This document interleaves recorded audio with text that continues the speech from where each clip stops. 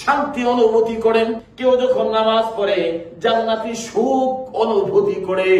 যখনই কেউ ওই জায়গার মধ্যে ঢুকে সেই জন্য আল্লাহ জান্নাতের মধ্যে ঢুকে গেল। সুবহানাল্লাহ। এই জন্য আমার ভাইরা, পৃথিবীতে আপনি আমাদের মৃত্যু হবে। কারো মৃত্যু বিভিন্ন ভাবে হবে, কারো মক্কাতে হবে, কারো মদিনাতে হবে, কারো নিজ বাড়িতে হবে, কারো কত জায়গায় হবে।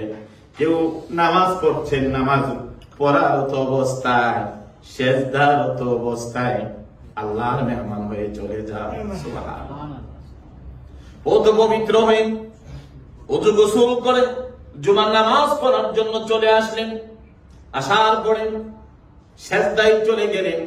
যাওয়ার পরে ওই জায়গাতে যে সেজদা দিলেন, আর ওই সেজদা থেকে আপনি উঠতে পারলেন না। আল্লাহ রাব্বুল আলামিন আপনার জন্য এইভাবে মৃত্যু লিখেছে। এই জন্য মুফাসসিরিন কেরাম সিমটমটাকে, অর্থাৎ আমার মৃত্যুর সিমটমটা যদি ভালো হয়, নামাজরত অবস্থায় হয়, মদিনা শরীফে হয়, মক্কা শরীফে হয়, এইরকম জায়গায় যদি আমার মৃত্যুটা হয়, এই সিমটমটা বড় ভালো মৃত্যু, দেখতে বড় ভালো মৃত্যু। কিন্তু পরবর্তী আপনি আমার আমলের ব্যাপারে আল্লাহ কি ফয়সালা করবেন এটা আমার আল্লাহ রাব্বুল আলামিন ভালো জানেন। কিন্তু আমার মৃত্যুটা যখন হয়েছে, এই মৃত্যুটা দেখতে বড় ভালো হয়েছে। ও তো পবিত্র অবস্থায়, সুন্দর অবস্থায় আপনার মৃত্যু হয়েছে। এই মৃত্যুর নিশানা জান্নাতি ব্যক্তির নিশানা প্রমাণ করে দেয়। এই জন্য যারা হজ করতে গিয়েছে, হজ করতে যায় আল্লাহর ঘর তাওয়াফরত অবস্থায়, ইহরামের কাপড় পরা অবস্থায় মৃত্যু। আল্লাহু আকবার। আমি দেখলাম একটা, মনে হয় দুইজন স্বামী স্ত্রী চলে গিয়েছেন। স্বামী হঠাৎ করে প্রচন্ড গরমে হিট স্ট্রোক করে ও জায়গার মধ্যে, স্ত্রী তার পাশে ইহরামরত অবস্থায়। আল্লাহু আকবার। এই জন্য আল্লাহর কাছে বান্দার অনেকগুলো মৃত্যু আছে। কেউ তো যাইয়া রাত্রে ঘুমিয়ে আছেন, ঘুমানোর সময়, এই জন্য রাসূল বলেছেন ঘুমানোর সময় যেন আমরা ওযু করে ঘুমাই। মানুষ যখন ঘুমাইতে যায়, ঘুমানোর সময় যখন ওযু করে ঘুমায়, অন্তত পক্ষে পবিত্র অবস্থায় আপনার মৃত্যুটা হলো।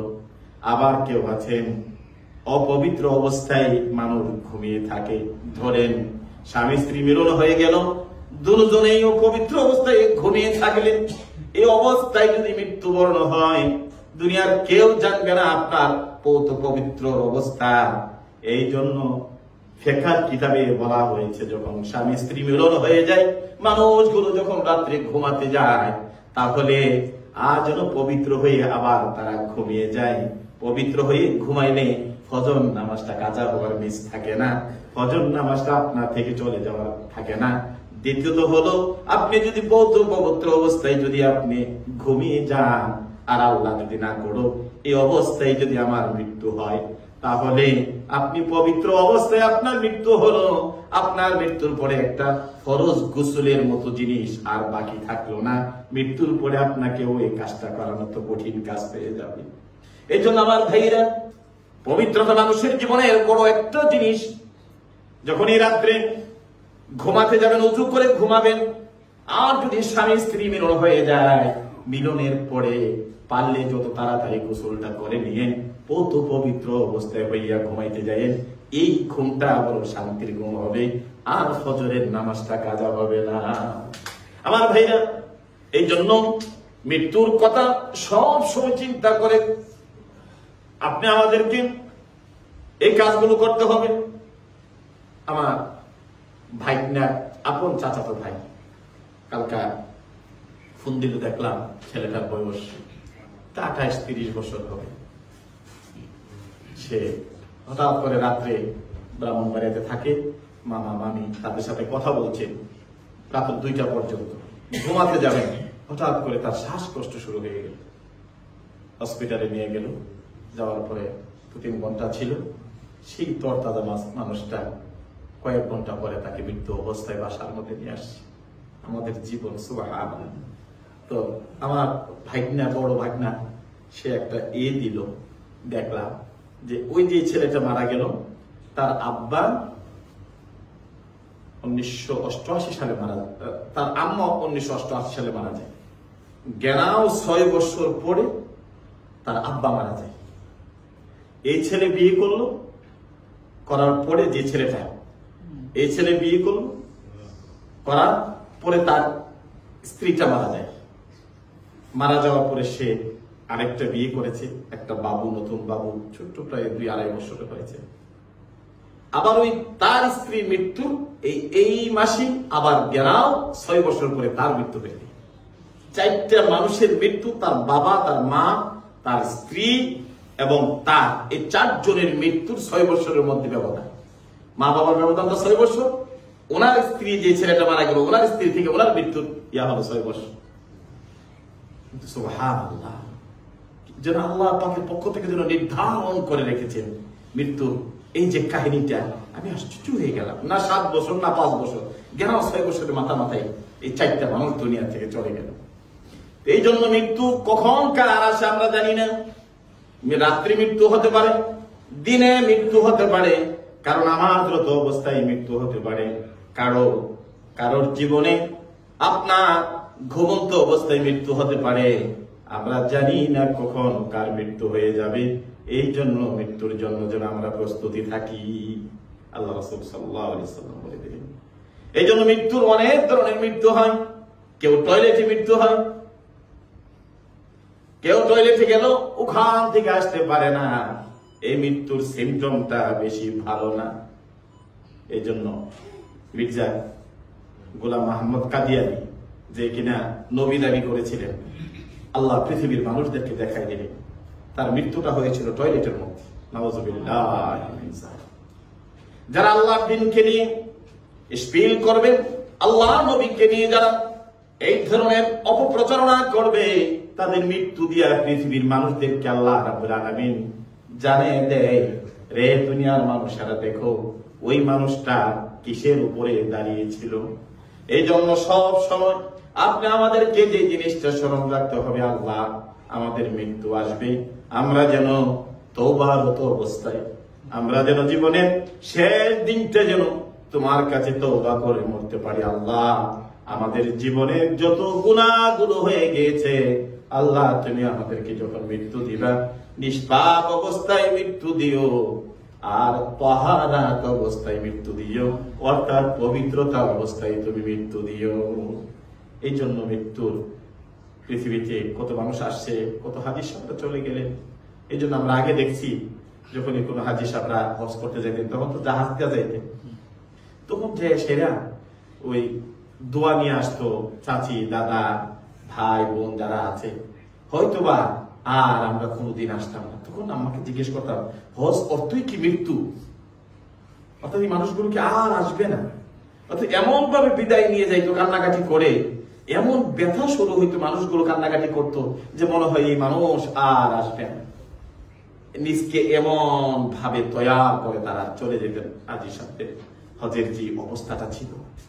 এই জন্য আমার ভাইরা যারা আল্লাহর বাড়িতে গিয়েছেন হজ করতে, এর চাইতে একটা মানুষের জীবনে আল্লাহকে চেনা, আল্লাহর নিদর্শন গুলো দেখা, আল্লাহর পরকালের ভয়ভীতির জন্য একটা মানুষের জন্য খানায়ে কাবা, আল্লাহর নবীর বাড়ি, মসজিদে নববী, জমজমের পানি, মাকাম ইব্রাহিম, জাবালে নূর, জাবালে সুর, যত নিদর্শন গুলো আল্লাহ রাব্বুল আলামিন রেখেছেন, এমন বাস্তব, এমন জিন্দা নিদর্শন আল্লাহ রাব্বুল আলামিন আর কোন জায়গায় রাখেন না।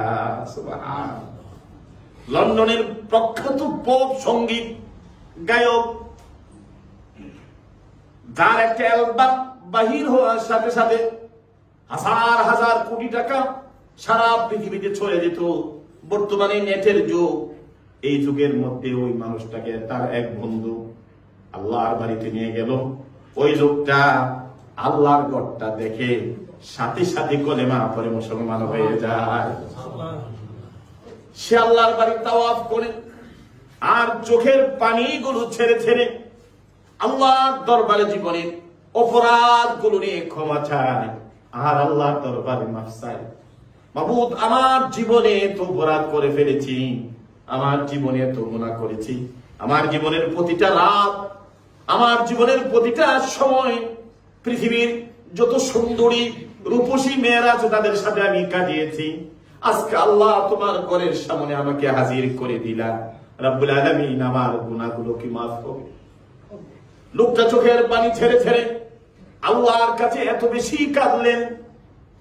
কাবার ইমাম হাত ধরে বলল, রে মুসলিম, তুমি যখন আল্লাহর ঘর দেখে কলেমা পড়ে মুসলমান হয়ে গেলা, তুমি যখন তওবা করলা, আল্লাহ রাব্বুল আলামিন তোমার অতীতের সমস্ত গুনাহগুলো মাফ করে দিয়েছে। এটা সেই ঘর, যেই ঘরের কাছে দাঁড়িয়ে মানুষ আল্লাহর কাছে তওবা করলেন, আল্লাহর কাছে ক্ষমা চাইলে আমার আল্লাহ রাব্বুল আলামিন বান্দার গুনাহগুলো মাফ করে দেয়। তবে কাবার ইমাম হাতে ধরে বললেন, তুমি যখন মুসলমান হইলা, তোমার অতীতের গুনার জন্য যখন তুমি লজ্জিত হইলা, তোমার কাছে ইসলাম এই কাবা আল্লাহর ঘর একটা দাবি রাখে। এই দাবি হলো, তুমি যখন এই জায়গা থেকে তুমি শর্মিন্দা হইয়া আল্লাহর কাছে তওবা করলা, আল্লাহ যখন তোমাকে নিষ্পাপ করে দিল, আল্লাহ যখন তোমাকে ক্ষমা করে দিল, তুমি যখন আবার যাবা তখন ওই গুনার মধ্যে আর জড়িয়ে যেও না, তাহলে তুমি নিষ্পাপ থাকবা। সুবহানাল্লাহ। এইভাবে আল্লাহর ঘরে, আল্লাহর বাড়িতে প্রতিনিয়ত মানুষ যখন যায়, আল্লাহর ঘরটা যখন দেখে, আল্লাহর বাড়িটা যখন দেখে, মানুষের মধ্যে এমন পরিবর্তন হয়। আর পৃথিবীতে মানুষের দিলের পরিবর্তনের জন্য এমন বড় জায়গা আল্লাহর পৃথিবীতে কোথাও রাখেন না। এই জন্য মানুষ হজ যখন যায়, সেই জন্য তার নিজকে গুছায়া পরিবর্তনের জন্য যায়। ওই জায়গা আসার পরও যদি মানুষের পরিবর্তনটুকু যদি না থাকে, আল্লাহর প্রতি অগাধ ভালোবাসা ঈমান যদি আর না থাকে, আর জীবনে হেদায়েত হয়তো নসিব নাও হতে পারে। কারণ এমন বড় প্রমাণ আপনার সামনে দিয়া আল্লাহ রাব্বুল আলামিন আপনাকে পার করে নিয়ে আসছে, তারপরও যদি জীবনের পরিবর্তন, মনের পরিবর্তন না হয়, এই হেদায়েত আর আল্লাহর পক্ষ থেকে আসবে না।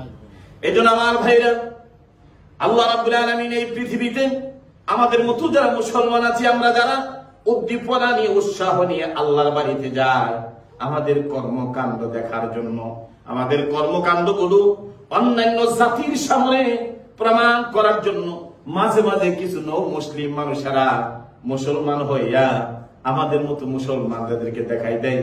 যাদের কোটি কোটি টাকার ব্যবসা ছিল তারা ছেড়ে দিয়েছে, যারা নাট্য মঞ্চে যারা রাত কাটাইতো বন্ধ করে দিয়েছে, যাদের হারাম ব্যবসা ছিল ছেড়ে দিয়েছে, দিয়া নতুন জীবন তারা পরিচালনা করছে।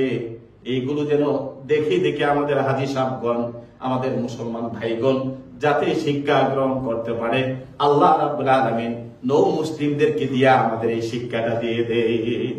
আমার ভাইরা, এই জন্য মানব জীবনের জন্য এত বড়, এত বিশাল উদাহরণ, এত বিশাল, এত বড় হিদায়াতের জায়গা আল্লাহ রাব্বুল আলামিন আর কোথাও রাখেন নাই। এই জন্য দুনিয়ার মানুষগুলো যখন আল্লাহর বাড়িতে যায়, তারা হিদায়াত প্রাপ্ত হয়ে আল্লাহর কাছে গুনাহগুলো মাফ চেয়ে আসে, আর আল্লাহর কাছে দোয়া করে, রব্বানা লা তুযিগ কুলুবানা বা'দা ইয হাদাইতানা ওয়া হাব লানা মিন লাদুনকা রাহমা ইন্নাকা আনতাল ওয়াহ্হাব। রব্বানা, রব আমার আল্লাহ, তুমি যখন দয়া করে, মায়া করে যখন তুমি আমাকে হিদায়াত দান করলা, অর্থাৎ আমাকে মায়া করে যখন কাবার কিনারায় পর্যন্ত তুমি নিয়ে আসলা, এই কাবা যখন আমি জায়গা পাইলাম, তোমার বন্ধুর বাড়ির কিনারায় পর্যন্ত যখন আমাকে দয়া করে নিয়ে আসলা, রব্বুল আলামিন তোমার কাছে ফরিয়াদ, রব্বানা লা তুযিগ কুলুবানা বা'দা ইয হাদাইতানা ওয়া হাব লানা মিন লাদুনকা রাহমা ইন্নাকা আনতাল ওয়াহ্হাব। আল্লাহ, তুমি দয়া করে মায়া করে এত জায়গায় নিয়ে আসলাম, আর এই কারণেই তো তুমি আমাকে হিদায়াতের নূর দান করেছো। তুমি যদি হিদায়াত না দিতা, তুমি যদি মায়া করে আমাকে যদি এই জায়গায় না নিয়ে আসতা, আমার দ্বারা তো সম্ভব ছিল না। দুনিয়ার অনেক মানুষ হইতে পারে নাই। আল্লাহ, তুমি দয়া করে যখন কাবার কিনারায় নিয়ে আসলাম, তোমার বন্ধুর বাড়ির কিনারায় যখন নিয়ে আসলাম, রব্বুল আলামিন আমাকে যখন হিদায়াতের নূরের ছিটকা যখন আমার উপর রেখে দিয়েছো, আল্লাহ তোমার কাছে ফরিয়াদ, মৃত্যু পর্যন্ত এই হিদায়াত থেকে আমাকে আর তুমি সরাইও না। এই দোয়াটা আল্লাহ রাব্বুল আলামিন মুমিনের জন্য শিক্ষা দিয়ে দিলেন। রব্বানা লা তুযিগ কুলুবানা বা'দা ইয হাদাইতানা। আল্লাহ তুমি হেদায়েতের পরে আবার আমাকে তুমি ভ্রষ্টতা, গুমরাহি আল্লাহ তুমি আমাকে দান করো। এই দোয়াটা আল্লাহ শিক্ষা দিয়েছেন। তারা যেন আল্লাহর ঘরের কিনারায় দাঁড়িয়ে দাঁড়িয়ে যেন বেশি বেশি করে এই দোয়া করতে থাকে, রব্বুল আলামিন তুমি যখন মায়া করেছো, তুমি যখন দয়া করেছো, তুমি যখন আমাকে হিদায়াতের নূর দান করেছো, ও আল্লাহ তুমি হিদায়াত থেকে আমাকে ভ্রষ্টতার পথে নিও না। এই দোয়া স্বয়ং আল্লাহ শিক্ষা দিয়েছেন। এই জন্য হাজী সাহেবরা যারা হজ করে এসেছেন, আল্লাহর কাছে বেশি বেশি রাত্রে নামাজ পড়ে দোয়া করবেন। আল্লাহ মনটা যতটা নরম ছিল তোমার ঘর দেখে, যতটা নরম ছিল তোমার হাবিবের রওজার পাশে দাঁড়িয়ে, যে রাসূল কষ্ট করে এই দিন এনেছে, আল্লাহ এই কোরআন এনেছে, রব্বুল আলামিন আর বাকি জিন্দেগিটা এই কোরআনের পথে রাখো, দ্বীনের পথে রাখো।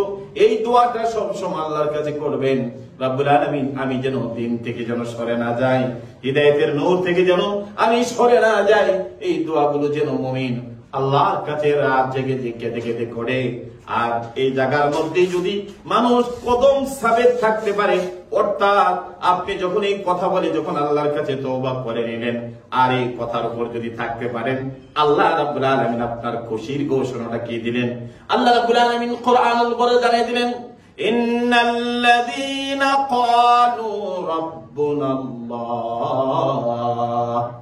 সুম্মা ইসতাকামু তাতানাজ্জালু আলাইহিমুল মালাইকাতু আল্লা তাখাফু ওয়া লা তাহজানু ওয়া আবশিরু বিল জান্নাতিল্লাতী কুনতুম তুআদুন।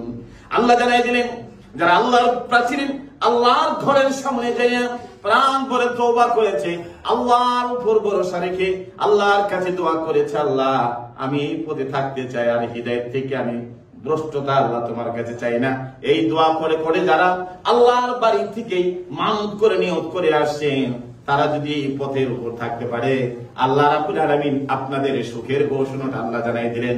ইন্নাল্লাযীনা ক্বালু রাব্বুনাল্লাহ, যারা বলে রব আমার আল্লাহ, আল্লাহ তুমি ছাড়া আমার আর কেউ নাই, আর এই কথার উপরে ইস্তেকামাত থাকে, আল্লাহ আমি মৃত্যুবরণ করব, তোমার সাথে কাউকে শিরিক করব না, আল্লাহ তোমার সাথে কাউকে শরীক করব না, এই কথা বলে আমি হিদায়াতের পথে চলার জন্য রব্বুল আলামিন আমার জীবনকে তোমাকে ভয় করে, আল্লাহ রাব্বুল আলামিন তোমাকে ভয় করে, আমার বাকি জিন্দেগিটা আমি এই পথে চলার জন্য তোমার সাথে প্রতিজ্ঞা হলাম। আল্লাহ বললেন, বান্দা যখন এইভাবে আল্লাহর সাথে প্রতিজ্ঞাবদ্ধ হয়ে যায়, তখন আল্লাহ রাব্বুল আলামিন বলেন, ইন্নাল্লাযীনা ক্বালু রাব্বুনাল্লাহ